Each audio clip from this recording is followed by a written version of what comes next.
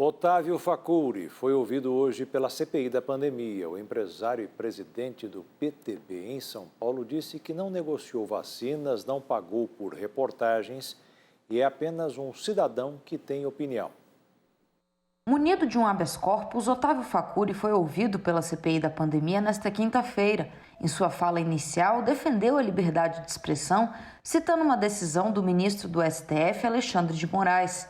Sobre o financiamento de notícias falsas sobre o tratamento contra a Covid-19 e o uso de máscara no enfrentamento à pandemia, disse que não pagou por matérias e que não produz notícias. É apenas um cidadão de opinião. Afirmou que cumpriu compromissos financeiros com o Instituto Força Brasil, do qual é vice-presidente, e embora o Instituto tenha negociado vacinas com o governo federal, Facuri disse não ter envolvimento com o assunto.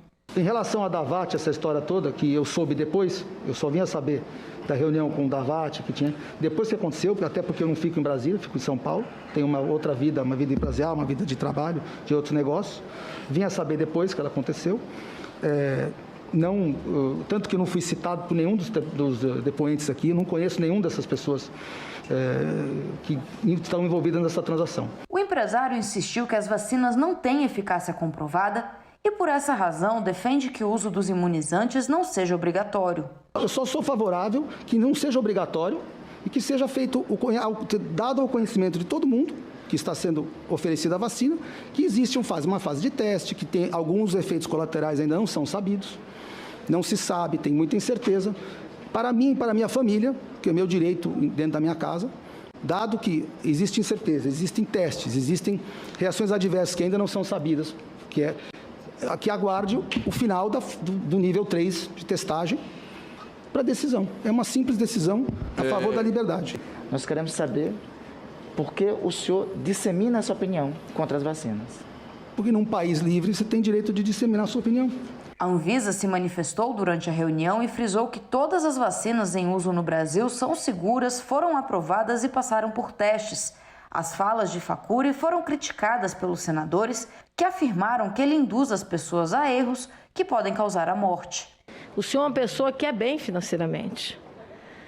Se o senhor, na verdade, ou alguém de sua família contrair o vírus, com certeza o senhor vai ser tratado e cuidado no melhor hospital do Brasil.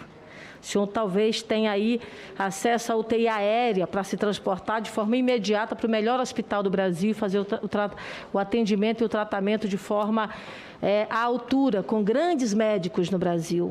Mas a sua realidade, como a realidade nossa aqui dos senadores, é a realidade da minoria absoluta da população brasileira. A maioria não tem acesso ao sistema de saúde.